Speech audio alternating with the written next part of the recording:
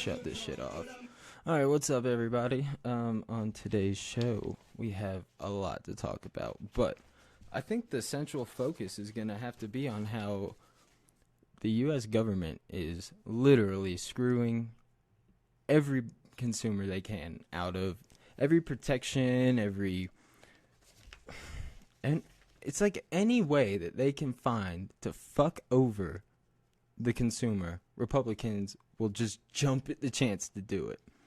So there's been quite a few scandalous stories over this week, and I'm going to start off with a few stories that don't really have to do with consumer protections. They have to do with sexual assault, so another fun topic. So John Conyers is the oldest sitting congressman in the United States Congress since, I think, 1965. The guy was elected, held seats, well known for a lot of civil rights issues, actually. And, he actually is, I believe, the member of Congress who actually made the Congressional Black Caucus. So he's done a lot of good things. So why am I bringing him up in sexual allegation stories? Well, let me read you a little bit from this story. The longest-serving congressman in the U.S., John Conyers, has left his leadership role due to a sexual harassment inquiry. Conyers vehemently denies the claims against him.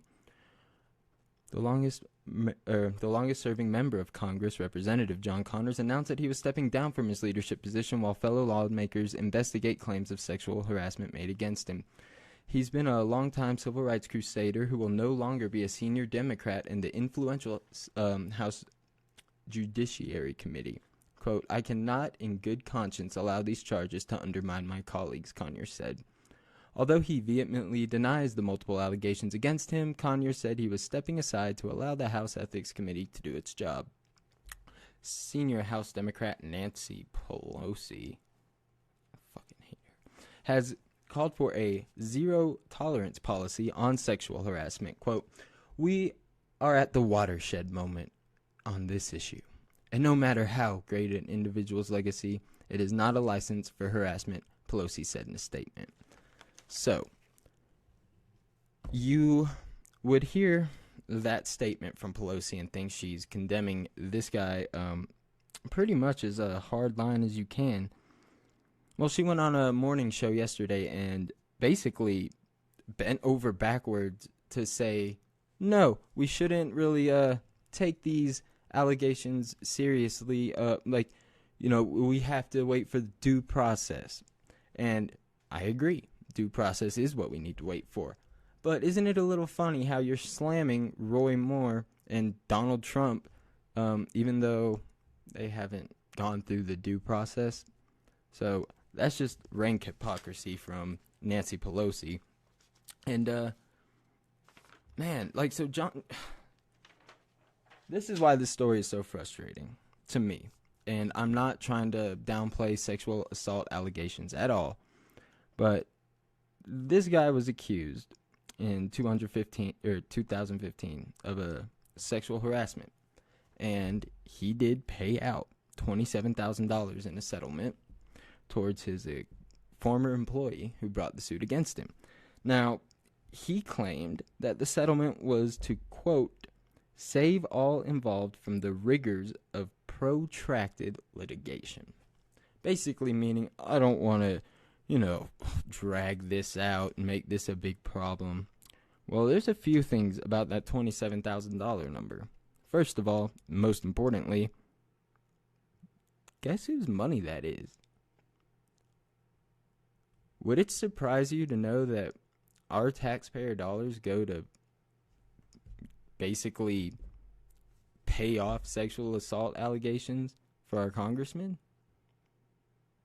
$27,000 of taxpayer money has gone towards this suit alone, and who knows what other kind of legal fees are being paid under, written under the taxpayer.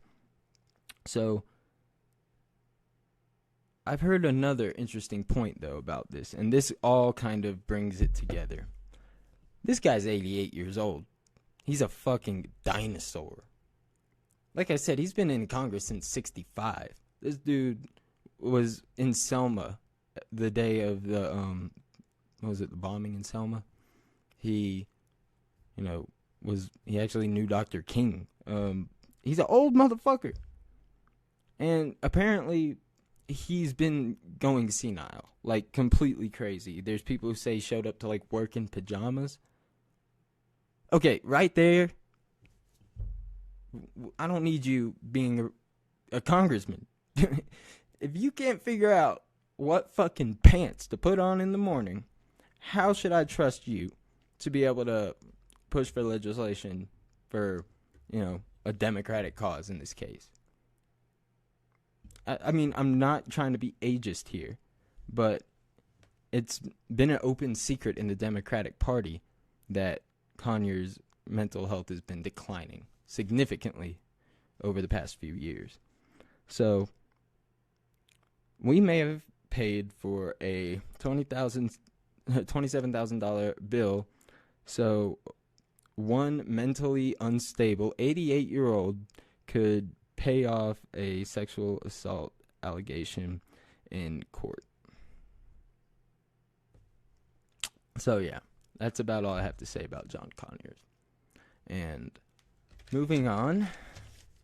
So the last sexual harassment story, I promise. Roy Moore and Doug Jones are in today was the last day to register to vote in the Alabama Senate election. It's a special election for the seat given up by Jeff Sessions. So normally you would vote for a Senate seat the same time you'd vote for a president or, whatever. But you're not gonna want to vote. Oh shit! I lost my train of thought. Where was I going with this? Alabama Senate seat. Oh well. So 8 women have accused Roy Moore of sexual assault in the last 2 weeks. Now, I want to play for you guys, phone willing, of course, because I have to film this on one and play videos on another because I can't figure out technology very good. Alright, so this is a defender of Roy Moore. I think his name is Rusty Theodore. And let's just hear about what he has to say to a reporter about Roy Moore and his accusers. Part of this is demonic. We are dealing with lies. We are dealing with fraud. We're dealing with the accusation against the brethren. And Christians, this is not time to protect your little political hides and your so-called reputations. Jesus made himself no reputation. He laid it down to save us. And we have to lay down our reputations to save others. And so it's very, very important that we understand this truth. This is a time for courage. And if we have to bear the reproach, if we have to bear the shame to do what is right before God, so be it. Okay. So do you understand what he's saying? He's saying God is on the side of a guy who allegedly, even though I believe it's true, molested a child. This is the whole reason why I get so into politics, guys. Because it's not just policy, even though that's the part I try to focus the most on. There's identity politics that are toxic, and you think like an SJW is toxic? Do you hear what that guy said?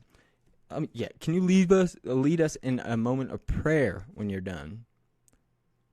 I mean, who would want a guy defending a child molester to lead a prayer? Other than, like, if you go to a Catholic church. I wouldn't want that. And it's just infuriating that with 8 accusers that have come forward, and out of those 8, I believe one of them was 14. The other were like 16 years old when this dude was in his 30s. He like he got kicked out of a fucking mall. He got banished from a mall because he was hitting on young girls. If getting kicked out of a mall decades ago is any indication of the reason why he was kicked out of this mall, which was being a fucking pervert, I think I have pretty good grounds to say that this guy probably did it. And so yeah, we've seen Mitch McConnell, we've seen Ted Cruz, we've seen most Republicans, as soulless and vapid as they are, come out and denounce what he did. They came out and said, no, we can't have this kind of behavior inside of our Senate. And keep in mind, all the Republicans need is 2 more seats in the Senate, and they can pass almost anything they want because they are, even though they already have a majority, they can, they don't have to worry about those pesky, Lisa Murkowski and Susan Collins, who don't want to sign on to the bills, like the healthcare bill that they proposed, or in this case, defend a sexual assaulter.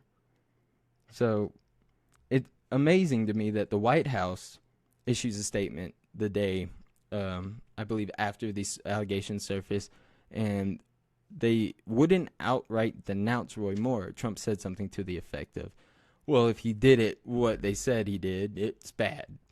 And yeah, he shouldn't be in Congress. And that's about as far as he went with it.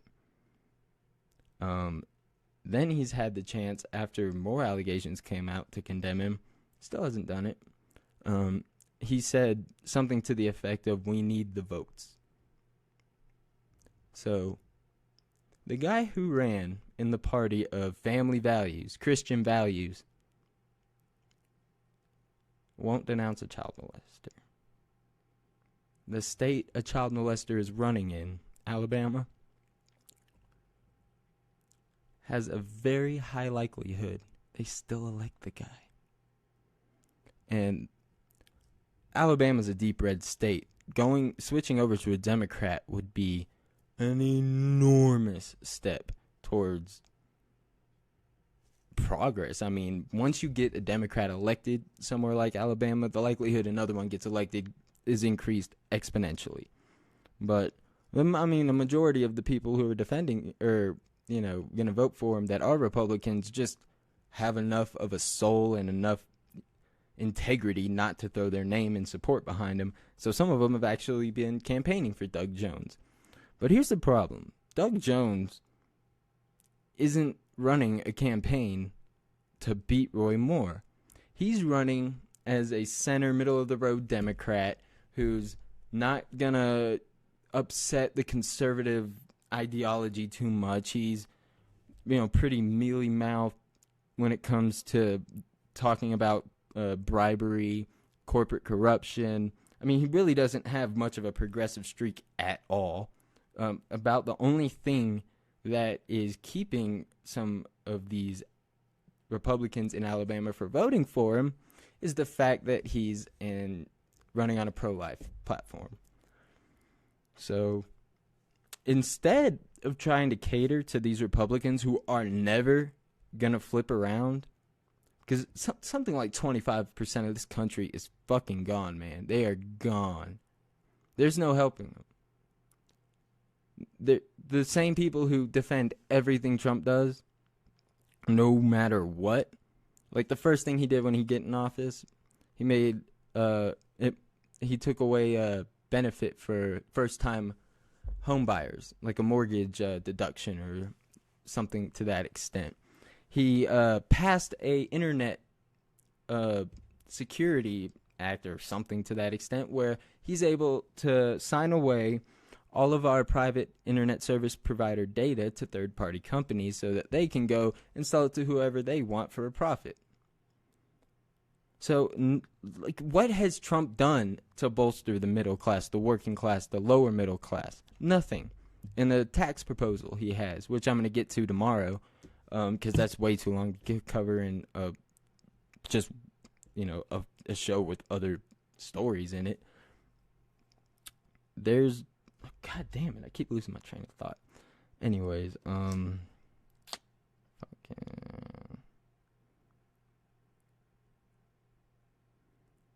hate it when that happens. Man, I gotta start doing these earlier in the day. My mind is not fresh. But yeah, anyways, why would Doug Jones not run on progressive principles, or at least democratic ones, where you're gonna appeal to the people that you need to pick up to win this vote? Because he has to rely on getting 90% of the black population in Alabama to come out and vote for him, 90% of the voters, and increased turnout among African Americans, which goes to show, obviously, white people are having a little bit more time, I guess, somehow they're able to hear all these accusations, hear all the stories from all these women, and say, yeah, well, I'd rather not have a Democrat. To me, that's insane, and if you think that, you're insane. And yeah, so let's look out, because in a couple of weeks, we could have a child molester as a senator. All right, that's enough sexual assault stories. Now let's get to the meat of the bones. So the Consumer Financial Protection Bureau is one of the most important provisions of the Dodd-frank Wall Street Reform Act. Now, the Dodd-frank Act, was the legislation that gave the Consumer Protection Financial Bureau its authority, and it authorizes them to do 4 things. 1, consumers are provided with timely and understandable information to make responsible decisions about financial transactions. 2, consumers are protected from unfair, deceptive, or abusive acts and practices and from discrimination. 3, outdated, unnecessary, or unduly burdensome regulations and regulatory That's a typo. Identified and addressed in order to reduce burdensome regulations.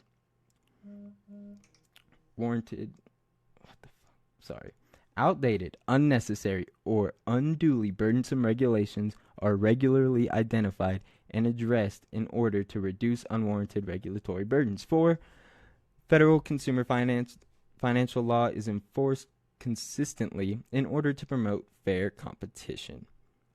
5, markets for consumer financial products and services operate transparently and efficiently to facilitate access and innovation.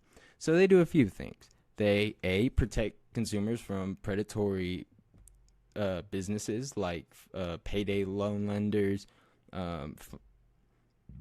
people who will do car title loans, basically anything where you get an unnecessarily high interest rate attached to it. The Consumer Financial Protection Bureau is there to make sure you don't get ripped off.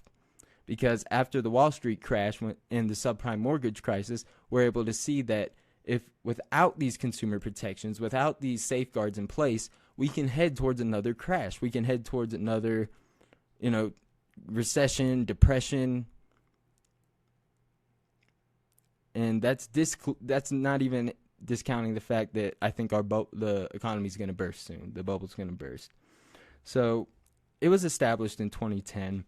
And since then, the Consumer Financial Protection Bureau has done some pretty remarkable things. Now, it's the brainchild of Senator Elizabeth Warren. She is a pretty well-known progressive. She doesn't always side on the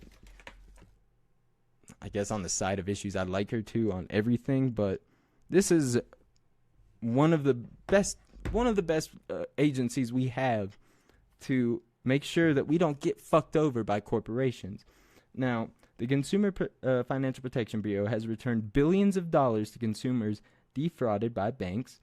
For one example, Wells Fargo, they were sued for over $100 million for opening fake, and I do mean fake, bank accounts, deposit card and credit card accounts in order to like boost their performance and get a bonus. So this was a widespread practice being done by a ton of people, and the Consumer Financial Protection Bureau stepped in and said, no, we're not only going to take you to court and sue the pants off you, we're going to send the people who you fucked over a check in the mail. Now tell me how that is in any way bad. If you're a free market capitalist, you may have a slight disagreement with the fact that you have a government agency interfering in business. Well, guess what? That's how free markets work. There's no such thing as a free market. You have to have, it's like Monopoly.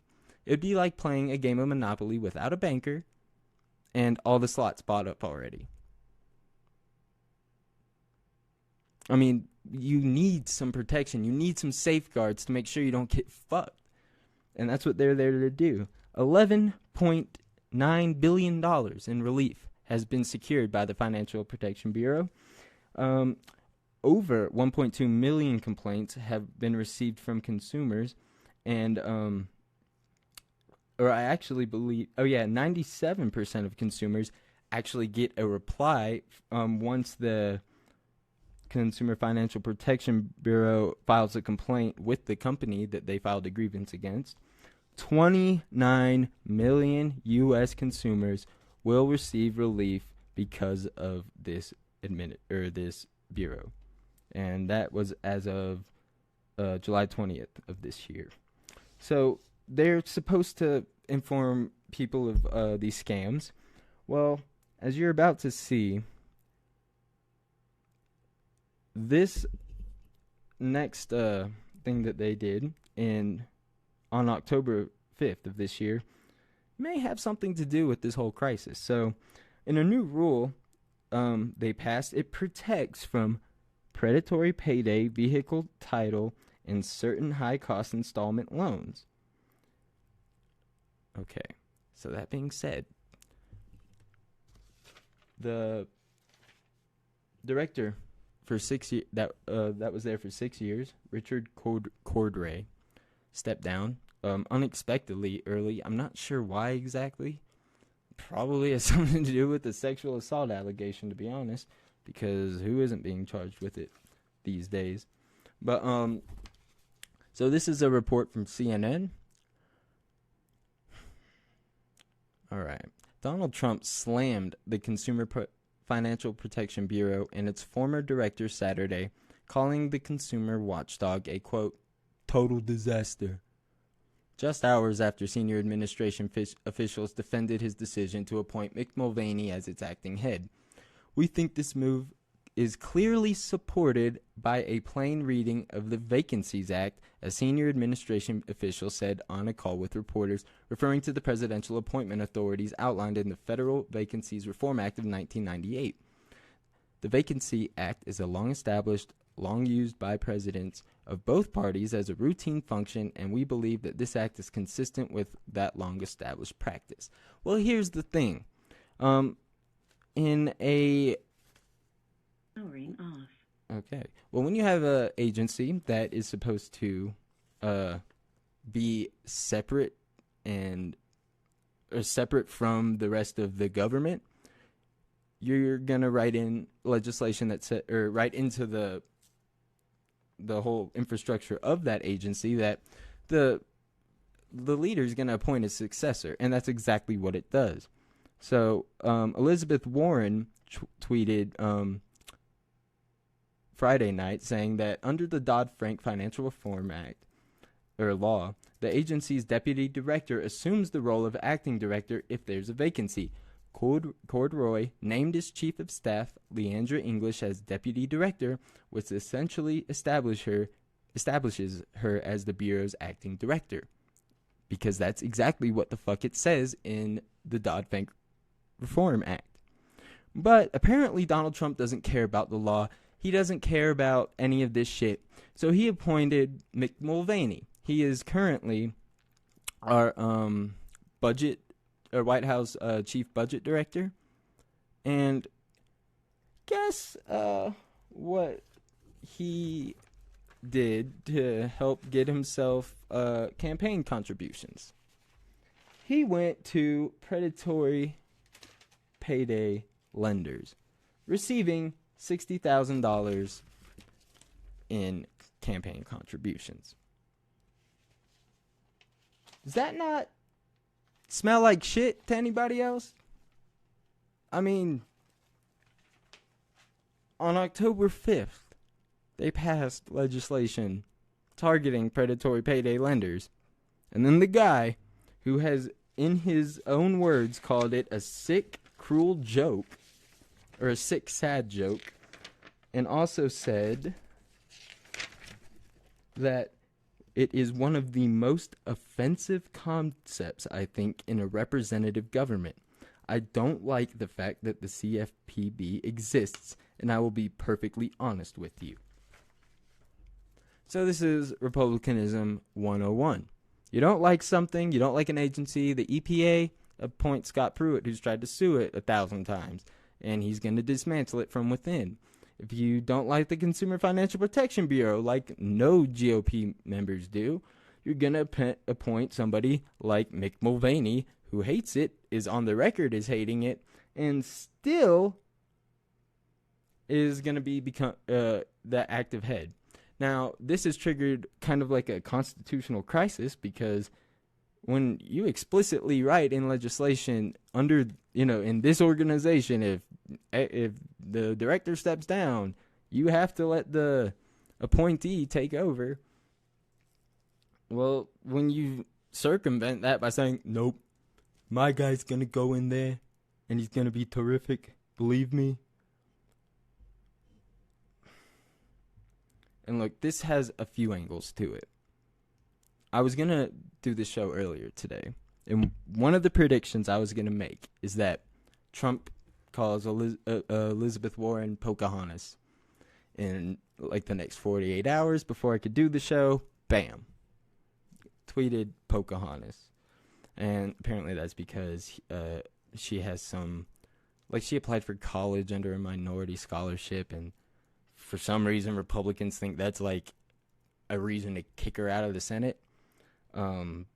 Even though almost everybody does that if they can, to save money on tuition, which just makes sense. But with this, essentially what happened is we had Leandra English, the appointed director, and we had Mick Mulvaney show up for the same job today. So Leandra English filed a lawsuit against the administration, or against Mick Mulvaney, and we'll have to see where it goes from here. But I just don't see any federal judge siding with the Trump administration here. There's no precedent for this. The Vacancies Act is for times like, let's say somebody does die or quit, like a senator steps down, you have to replace him. You can't replace him through that act because that's an elected position, but an appointed position, you can put people there. So Trump can appoint his entire cabinet. His entire administration's handpicked. Even, Gary Cohn and Steve Mnuchin from Goldman Sachs, his two favorite, I guess, swamp creatures, because apparently draining the swamp just was not on his priority sheet. Now, Mick Mulvaney's also described himself as a right-wing nut job repeatedly, and, has proposed legislation to shore up to basically repeal the Consumer Financial Protection Bureau altogether before. So, if this isn't a story that gets under your skin, I don't know what will. This is a president who is clearly circumventing any kind of checks and balances we have in place, or that are supposed to fucking exist. I mean, that's what I thought America was founded on, not authoritarian dictators who can appoint whoever the fuck they want to do whatever the fuck they want and run the country however the fuck they want. You know? So I'm done with this story. I do want to go on a little tangent here, and this has been on my mind lately. So we don't live in a democracy. I want everybody to know that, and I'm not coming from a cynical point of view. We live in a constitutional republic. So what that means is that we have elected representatives so we do democratically elect these elected representatives, but when they get into their power, they make all of our decisions for us. So when you hearken back to the time of 1776 and before, when America was finally fed up with the crown, we have a phrase that has been repeated time and time again since then, and I actually agree with, and it was pretty much the reason why America fought the Revolutionary War. The concept of no taxation without representation. And right now, our representatives don't represent us. They represent these telecom industries. They represent big pharma. They represent the insurance companies, the people who want to make money off of sick people. I mean, I can't think of a more morally repugnant way to make money than by basically price gouging people who literally can't afford it, forcing one of the worst, the leading cause of bankruptcy in America is medical bill bankruptcy. The number one leading cause. And what have the Republicans done to help that? Try to pass legislation that would kick off 32 million people, and even in the tax reform, they try to repeal the individual mandate under Obamacare, which was, in fairness to them, the most unpopular provision. But you can't have Obamacare without an individual mandate, because you have to have enough people in the market to contribute to the market and make it affordable for others who are in there to, pay their co-pays, deductibles, premiums, whatever, without, bankrupting themselves and going on the street. And when you try to say that no regulation is going to help a free market succeed, you're just lying, because we have so much evidence. I mean, look back before the Consumer Financial Protection Bureau. What happened? We had a fucking crash on Wall Street. Well, you could apply that logic to almost any government program. When we implemented Social Security, a majority, I think it was 2/3 of our senior citizens were living in poverty. So don't let their lies to try to skim off the top fool you, because that's all this is. And that's where I'll end that. And on to the last story of today. I want to talk about something very important, something that's been in the news headlines for a few years now.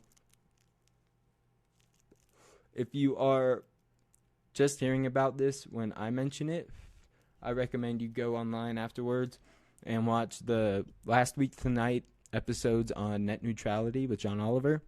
They are extremely informative. They break this down better than I will right now, but here I go. I'll do my best. So net neutrality basically means that the internet is a open and neutral platform on which information is freely transmitted. And essentially what the FCC and its leader Ajit Pai, former Verizon acquisition lawyer, just thought that was worth mentioning. So they are planning on basically selling off our ability to have a neutral and free internet to ISPs by allowing them to create internet fast lanes. Now, what an internet fast lane is basically not a fast lane. It's where they'll throttle your internet speeds if you don't maybe pay for a certain internet package, or maybe you don't buy enough bandwidth from their, you don't pay an extortion fee pretty much to be able to access the sites you want.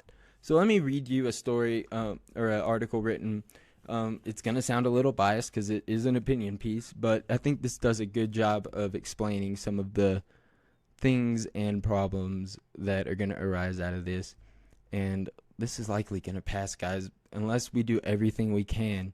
Our internet as we know it for generations is fucked. Fucked. And I'm not playing, that's not hyperbole.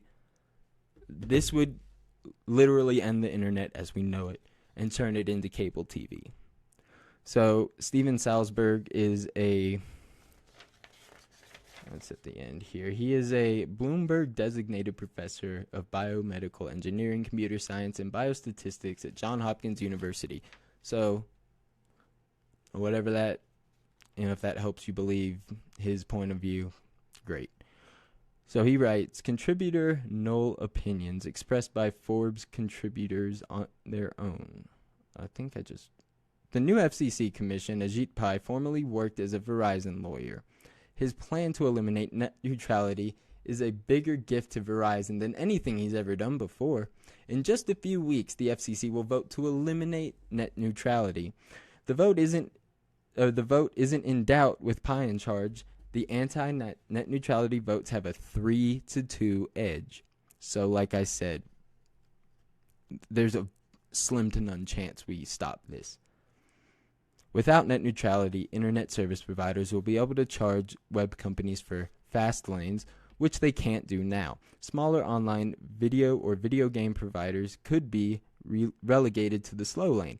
The biggest service providers, Netflix, Google, Amazon, and others, may have to cough up extra money, but the consumers won't see any of that. All the benefits will go to the ISPs. So let me just say something now. We pay for our bandwidth for ISPs already. The internet is not like Netflix is able to charge, or it's not like they cost them more money because they're using up their bandwidth. But we bought the bandwidth. That's our bandwidth to decide how we want to use in a free and fair market. But what Ajit Pai's brilliant idea is no, like, for instance, he worked for Verizon. So if you have a Verizon subscription, they own Yahoo. So there's a very good possibility that they would do everything that they can to get you to use the Yahoo search engine. I don't think that's a ridiculous claim. So what does that mean for Google? That means their internet speeds can get throttled. It means that their internet could just be completely blocked unless you pay a ransom to be able to access Google.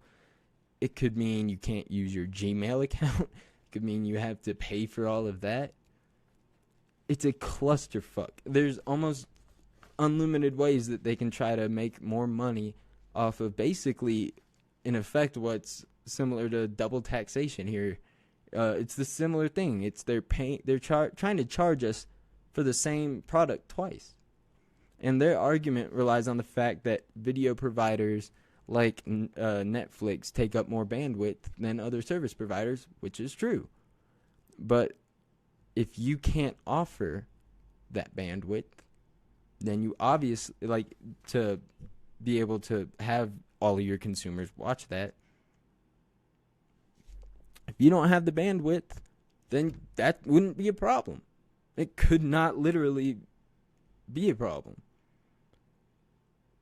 It may slow up their services a little bit, maybe tie up some of their bandwidth capacity. But that's literally the cost of doing business, because that's what we paid for. So they think that dismantling this is going to be the best way to make some more corporate profits. So previous FCC Commissioner Tom Wheeler proposed to weaken net neutrality just a few years ago. And the ensuing public outcry, mainly from John Oliver's show, so I recommend you go watch that. Where was I? The ensuing public outcry convinced him to reverse himself, resulting in a strong ruling in 2015 preserving net neutrality. So I've been hearing a lot of arguments from people, especially disturbingly libertarians, who should be not okay with this because it totally interferes with, it's the perfect textbook example of crony capitalism. But in the libertarian mindset, if it means a freer market, which basically means companies have more rule than the government, then that's okay. Yeah, makes no sense. You would think somebody who's for small government wouldn't be siding on the side of the FCC and is obviously most corrupt. It'd be probably the most corrupt person in Washington, to be completely honest. I mean, this guy is literally selling out and cashing out. And when he resigns from his FCC chair, there's a nice spot at Verizon waiting for him with a big old fat annual paycheck, probably a nice pension. Who knows? There's no good argument for it. 2% of Americans want net neutrality, or maybe it was 6%.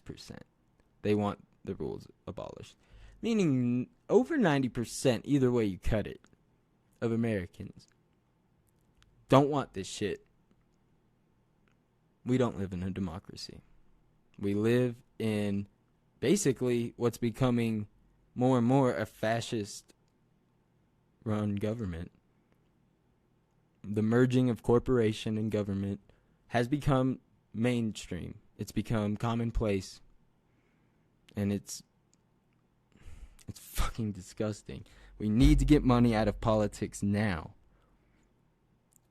Ever since Citizens United, these people, these corporations, they've been able to use money as free speech. Now, last time I checked, I wasn't able to go and, buy a hooker and get pulled over by a cop and tell him, hey, what? No, I'm just exercising my speech with my money. That doesn't work. But if I want to contribute unlimited amounts of money to one of the most corrupt and easy to get it's hard to call it corrupt because our laws don't even enforce corruption. And the few agencies we have remaining, like the Consumer Financial Protection Bureau, is going to be wiped out if the Republicans have their way. They're bending over backwards to fuck us up the ass. I don't know how that works in any... you'd have to be very flexible. But, Ajit Pai, his morals are obviously pretty flexible. He's able to contort, maybe do some kind of mental gymnastics to say this is okay to himself, and so he can go and sleep at night and not fucking realize that he's a soulless sellout. But just keep this in mind.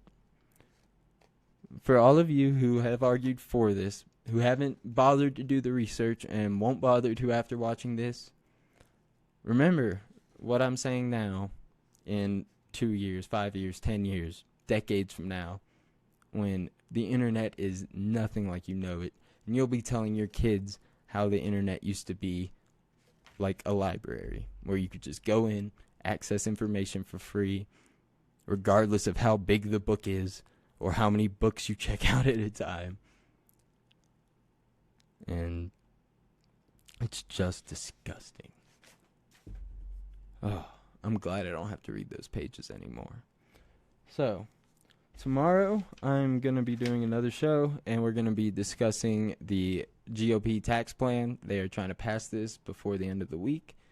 And, get it signed by the end of the week. Get all the approval, and then hopefully get it signed into law by the end of the year before they run out of the ability to win over a decision with like 52 votes.